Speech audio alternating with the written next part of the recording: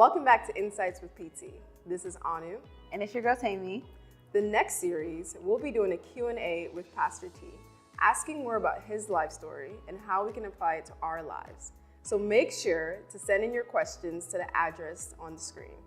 You know, funny thing that she mentioned about the failure thing. It was funny how he was talking about, he had to try X amount of times at the exam, but when it came to PK, he knew. He knew. He knew, like ASAP. Like, he was like, God just spoke to him, and it's like, that is your wife. So, and it was so funny to me about the story is like, I'm a romance girl, so, but with their meeting, there was no romance. But at the end of the day, look at them, 35 years. Yeah. 35 good, long, healthy years. Yeah. Who can argue with God about that? No one. And I totally remembered his mom. Oh my goodness. Having someone in your corner that believes in you. Yeah, for sure.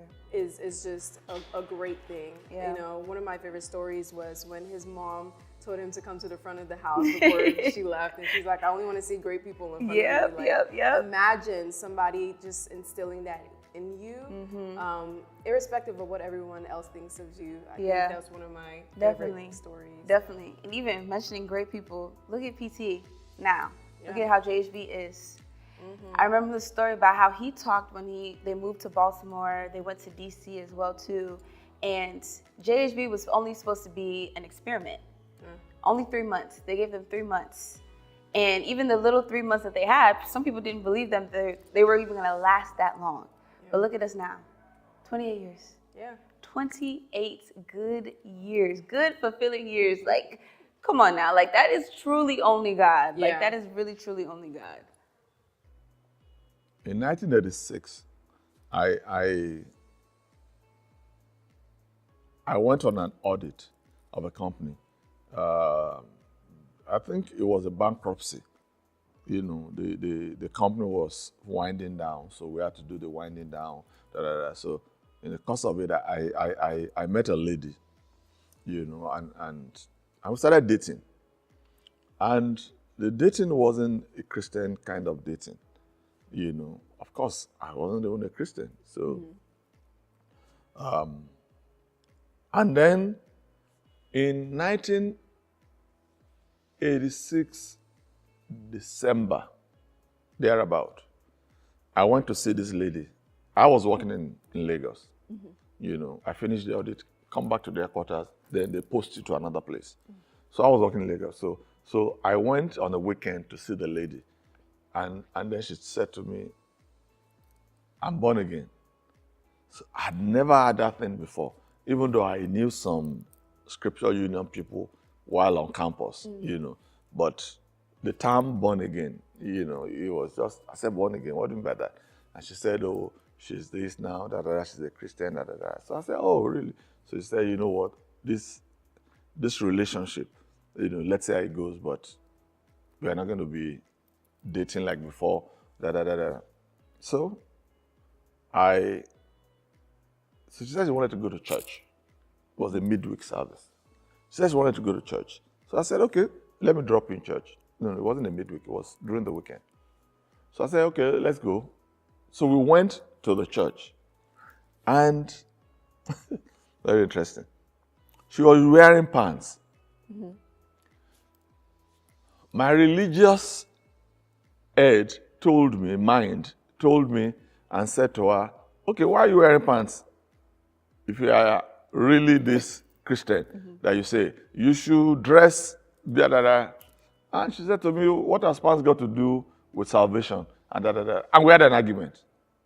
We were in my car and we had an argument. So I said to her, okay, you know what? I'll just drop you at the church and then hopefully you can find your way back home. So I dropped her and I turned back. And I went home, and from there I went back to Lagos. For 3-4 days, I could not sleep. I mean, God just arrested me. And I could hear God say, you came to my house and you turned back. Because I didn't even get down to go to the church. I've never experienced that in my life. So, on a midweek service, I could barely wait for the Wednesday service midweek. home. I took time from work. I just went to the city, Ibadan. I waited till the service time. I drove and I walked into the church. The lady was there too, but she didn't know that I was there. It's a very prominent church in Ibadan, So I started, service started, so they made an altar call, and I got up and I went to give my life. And when she saw me walking, she almost collapsed. Like, what? This guy? So then we were counseled. So after the service, she came to me and said, "Well, God, that's good. Congratulations." But the shock on her face, it was puzzling to me. I said, "But are you not the one saying that people should be born again? Now I'm born again. Look at how puzzled you are that I'm born again. You should, I was just trying to mess her up. But something happened to me that day. I never saw anything in that girl that day. It was only as if I'm talking to my sister. Blood sister. Nothing. And she was shocked because, she thought, oh, now that this guy is born again, the relationship can continue. So I called her. I said, listen, thank God for what you have done, everything. But this relationship ends here. That the moment I gave my life, there is nothing. You people call it one name like that, when you see a man or you see a woman, you say there is no connection or something like that. Chemistry. There's no chemistry, you call it that name. So there was none. None. So it wasn't really a good kind of separation or saying goodbye. But so eventually, this is the amazing thing. The church that I started attending in Lagos, I became a pastor of that church. That lady also became a member of that church. You understand? But the whole thing had, nothing, So anyway, so in January of 1987, I was sent on an assignment to audit the NYSC, in Abeokuta, the Ogun State one. So I went there and I said, let me go and see my sister. So my sister was in college at that time, studying accounting. It's same accounting I studied at. So I went to her house. It was early in the morning, maybe like 10 a.m. or something like that, And all the students were living off campus. So she had a flat. So we were in the living room, and they each had their rooms, As we were talking with my sister, then a lady walked in, and that was Pastor Kofo, As soon as she walked in, I heard clearly, God said, "That's your wife." I said, "My wife?" I just gave my life in December. I started hearing God by January. Wow. And I can tell you, I can't attribute to anything that I did that is exceptional or whatever extraordinary. But thinking back, I now say to myself, it's for now, because God already knew what I was going to become. So He started showing Himself very early to me, because I heard clearly. Up to today, my wife doesn't like the story because it's not romantic, And I'm saying to her, that was 38 years ago. We are still together. What kind of romance are you? But apologies to women. There's just something that you just want to hear something like one man riding on a horse and coming down. I didn't ride any horse, man. I'm telling you, I was walking. I just sat on where I was. She walked in, and God said, "That's your wife." Now, because I had left partying the world, and I'm now a Christian, I didn't know how people talk to ladies, in Christianity. So that was a challenge. It's like, how do they date as Christians? What do they say? What do they do? Do they read Bible? Did they do this? Whatever. What do they do?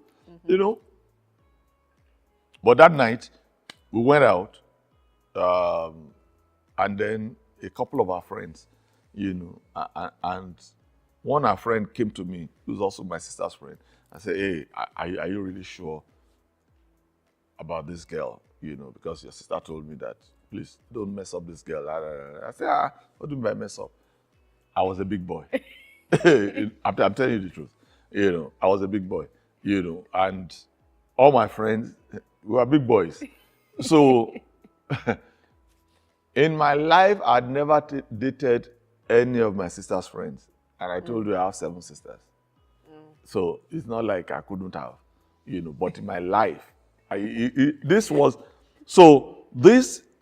happened because I had God.